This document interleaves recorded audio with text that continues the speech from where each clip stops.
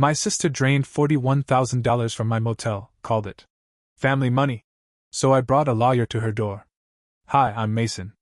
I'm 35, and last Friday my little sister tried to drain my motel's operating account like it was her personal ATM, and left me with $412 to make payroll. Her words were, "Can't wait for my brother to realize he's broke." She didn't know I already had. Or that I had something and someone waiting for her. I own a roadside motel just off Route 9. 20 rooms, a flickering neon sign that hums like it's always trying to remember a song, and the kind of loyal staff that makes the place run smoother than it should. I've been running the place since I was 24, when my dad handed me the keys and said, "Fix what I couldn't." That meant the plumbing, the finances, the reputation, and apparently, the family legacy of letting people walk all over us. The motel has been my grind and my pride for over a decade. It's not glamorous, but it's honest. I've refinanced 3 times, replaced every mattress myself, and once slept in the laundry room during a 6-week boiler fiasco. I know every creaky floorboard and which AC units are liars. My sister, Bree, is 29. Instagram bio says, businesswoman. Her actual resume includes a failed crystal subscription service, a yoga studio that never opened, and one wedding planning gig that ended in a restraining order. Bree doesn't work. She manifests. And when manifestation doesn't cover rent, she calls me. Just until Friday. That's her battle cry. My family's learned to treat me like a savings account that talks back. Mom calls it being dependable. I call it boundary erosion. But I've always paid quietly, resentfully, hoping that someday someone would notice how tired I was of holding everyone up. Grandma turned 70 last weekend. We threw a party at the old rec center, white plastic chairs, sheet cake with her face printed on it, and a DJ who forgot to turn off his mic every time he burped. I stood by the punch bowl most of the night, trying not to think about the overdue invoices I'd be facing on Monday. Bree showed up late, in a dress that cost more than my ice machine, kissed Grandma on the cheek like she was filming a promo, and winked at me on her way to the bar. "Big week for you, huh?" she said, leaning over the railing outside while I tried to catch a breath of air that didn't smell like potato salad and diesel. "Always is," I said. Then she smiled like we were just siblings sharing a joke and whispered, "Can't wait for my brother to realize he's broke." She walked back and before I could respond. It didn't hit me at first. Bree says dumb things all the time. But that night, after I locked up the motel and logged into our banking portal, I saw it. 10 transfers. All labeled internal. All from the motel's operating account. Every last cent gone. I didn't sleep. I didn't panic. I just stared at the screen like it owed me an apology. And then I called someone who never blinked when things got dark. My lawyer. His name's Reed. Tall, quiet, mean in a courtroom, soft-spoken outside of one. I met him 2 years ago when a vendor tried to sue me for breach of contract because I refused to pay for 300 pounds of mildew-scented towels. Reed made that case disappear so fast the guy sent me an apology fruit basket. I texted him at 2:14 a.m. Need emergency business counsel. Fraud. Internal. Family. Motel. $412 left. Help. He called back in under 5 minutes. Do not touch the funds. Do not call her again. Screenshot everything. Meet me at my office at 8 a.m. I did. With printouts, timestamps, and a headache the size of my last electric bill. His assistant brought coffee. Reed brought fire. She used your motel terminal to log in. I told him. Changed permissions, scheduled the transfers. Labeled them like vendor reversals. He reviewed the logs, whistled low. She thought about this. She always does, I said. Just never this loud. She crossed lines that can't be uncrossed. Reed said. This is felony-grade stuff. You want to press charges? I hesitated. What I wanted was my money back. What I wanted more was to never hear her say, "Just until Friday." Again. I want her to know the ATM is closed. Permanently. Reed nodded once. Let's go scare her into clarity. We drove to my parents' house, where Bree was temporarily staying while she found her next move, which apparently meant lounging in fuzzy socks and my old college sweatshirt, while holding a green smoothie like a trophy. My mom answered the door, saw Reed's briefcase, and dropped into full defense mode. Mason, she gasped. This is so dramatic. No, I said. This is what happens when your daughter treats felony wire fraud like an Etsy side hustle. Bree walked in, phone in hand. Relax. It's family money. You act like I robbed a stranger. You did rob someone, I said calmly. Me. She scoffed. I was gonna put it back. Reed opened his folder, placed the bank logs on the kitchen counter like a crime scene, and said, Then you won't mind reversing every cent, signing a statement of restitution, and removing yourself from the business account permanently. Bree laughed. You brought a lawyer? That's cold, Maze. No, I said. It's warm. It's generous. Because the other option is pressing charges. And watching you explain this in an orange jumpsuit. Mom gasped. You wouldn't. I would, I said. And I've already started the paperwork. That's when Bree stopped smiling. She picked up the bank logs and scanned the transactions, like seeing them printed made it real for the first time. It was just money, she muttered. And now, Reed said, it's just restitution. You have 48 hours. Or I file. Your call. She slammed the smoothie down so hard the lid popped off. What happened to being a good brother? She snapped. I looked her dead in the eye. He finally retired. The next 48 hours were a masterclass in Bree-style chaos. First, she ghosted. No texts. No calls. No posts. She disappeared like a magician who forgot she owed people refunds. My mom sent guilt-ridden updates every 6 hours like she was covering a hostage situation. Bree's not answering. Bree's thinking about it. Bree's feeling hurt. I ignored every one of them. Meanwhile, Reed got busy.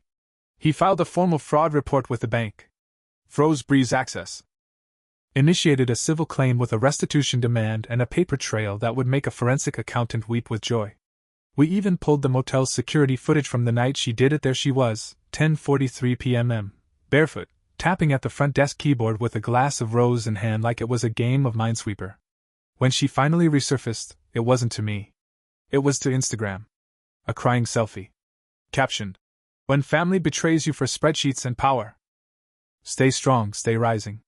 I sent the post to Reed. He sent back a thumbs up and, Tell her if she deletes that within the hour, I'll consider not adding defamation to the claim. She did. Then, 17 minutes later, I got the first real message from her. No filters. No captions.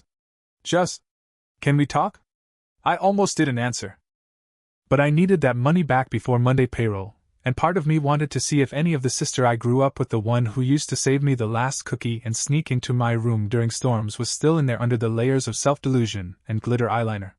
We met at a coffee shop halfway between her bubble and my boundaries. She showed up late. No makeup. Hoodie, hair up, no entourage. I didn't think you'd come, she said, sitting like the chair offended her. I didn't come for small talk, I said. She looked tired.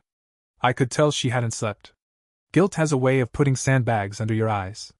I messed up, she said. That's putting it gently. She started then stopped. You always have so much. You make it look so easy. My hands curled under the table. Easy? Bree, I slept in the office for 2 years and ate peanut butter crackers for dinner. I'm not rich. I'm just responsible. I didn't think it would matter, she whispered. Just a few transfers. I thought I could move it back before you noticed. That account was for payroll, I said. For people who show up, do their jobs, and trust me to pay them. You stole their money. Tears welled up in her eyes. I'm sorry. I believed her. I just didn't care. You're going to pay it back, I said. All of it. No excuses. No stalling. We do this by the book, restitution and removal. You're never stepping foot near the motel's accounts again. She nodded slowly. What if I can't get it all back at once? Reed had predicted this. You'll sign the agreement. We'll set up installments. But you're done with access. And if one payment bounces, we file everything. You'll be in court by Thursday. She bit her lip. You'd really press charges? I'd press print. Silence stretched between us like a wire pulled tight. She looked at the coffee, untouched. What happens after that? I stood up. You move on. I move on. And you don't get to call it betrayal when the bank finally closes the vault. Then I walked out. And for the first time in my life, I didn't feel like the bad guy. I felt like someone who finally changed the ending. Monday came like a freight train. I woke up to 3 blinking notifications. Bank transfer received. Restitution agreement signed. Mom, can't we talk about this as a family?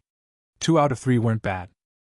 Bree had returned just over $36,000 of the missing $41,588, a miracle, really, considering I didn't think she even had $36. Reed suspected she called in some favors. Maybe sold a few overpriced accessories. Maybe leaned on Kyle, her long-suffering ex who never said no to her, even when she tried to open a juice bar in Milwaukee with 0 recipes and 1 Pinterest board. The remaining balance? Reed structured it as a repayment plan over 6 months, with strict clauses.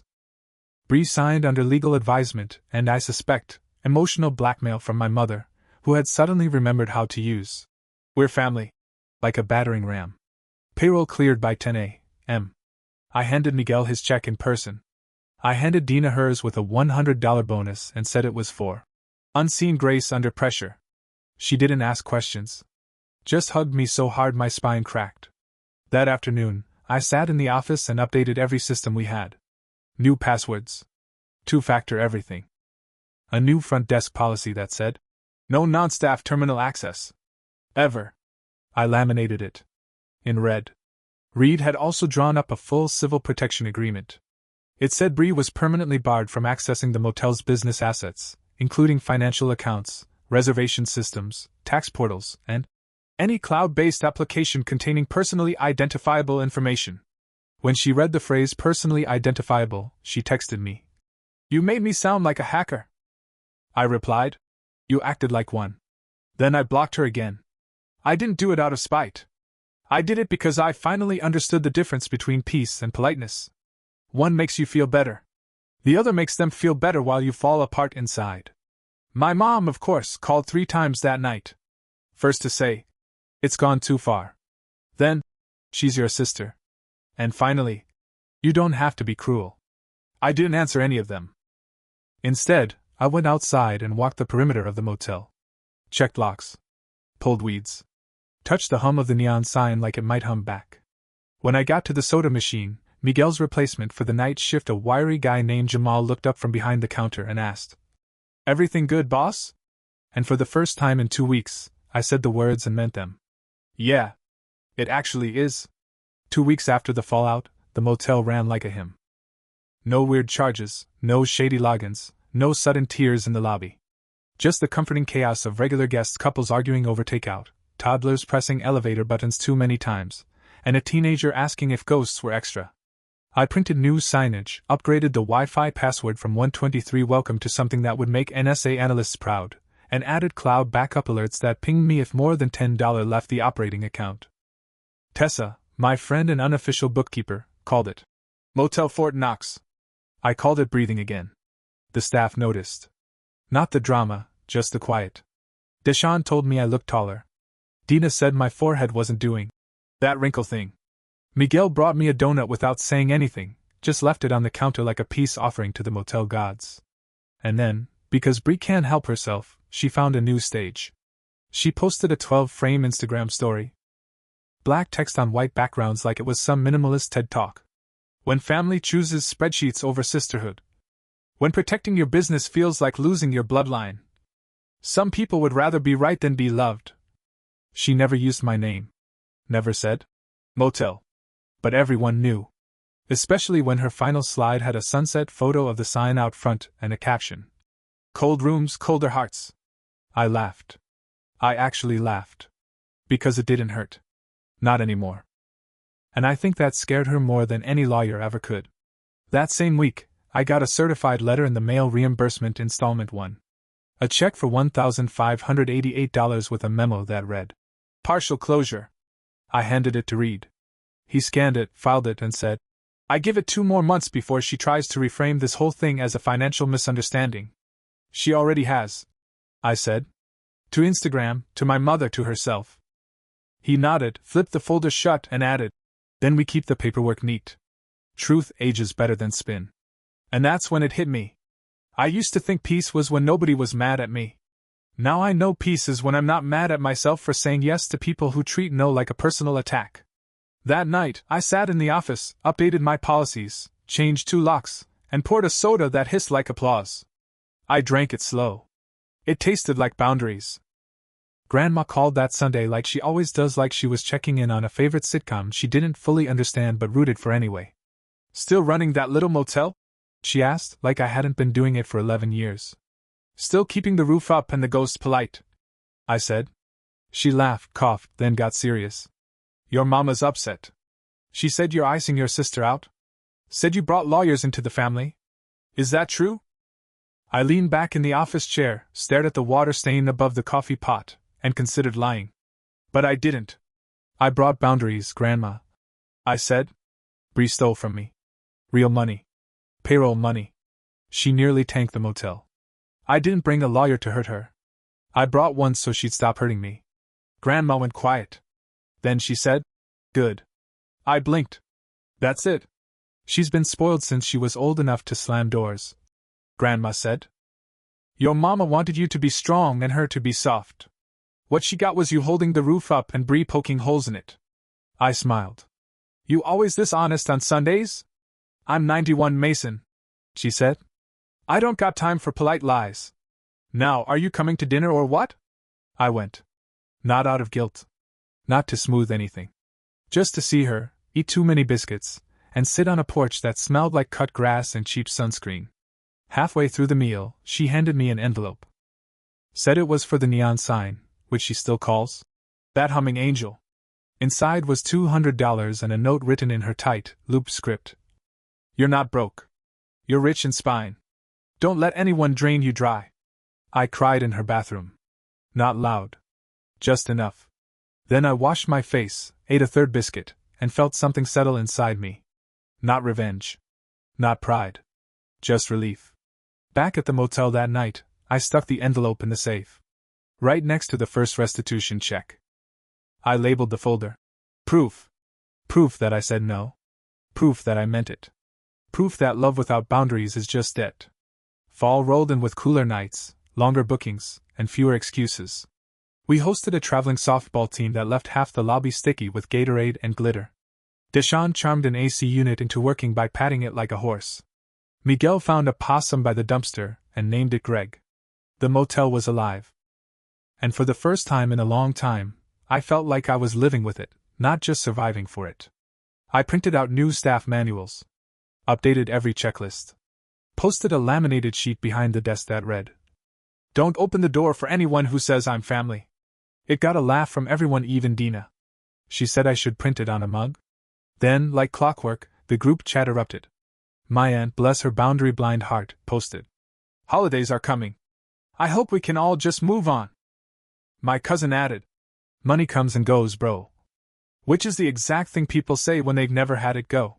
Bree, naturally, posted a selfie captioned with a Bible verse about forgiveness, followed by a staying positive story where she held a latte like a peace treaty. I didn't answer. But I saved the screenshots. Reed said that was smart.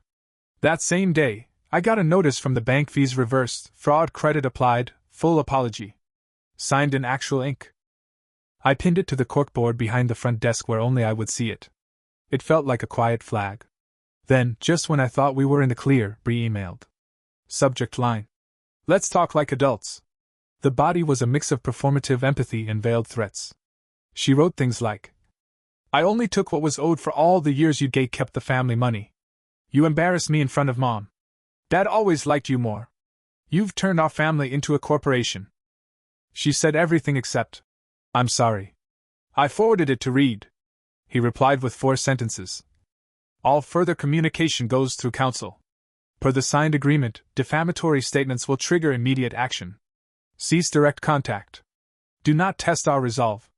Then, in the draft, he added a smiley face. Deleted it before sending. We're not that petty, he said. Not on paper, I said. We both laughed. And I realized I wasn't angry anymore. I wasn't wounded or raging. I was just steady. That's a new feeling for someone who used to confuse sacrifice with love.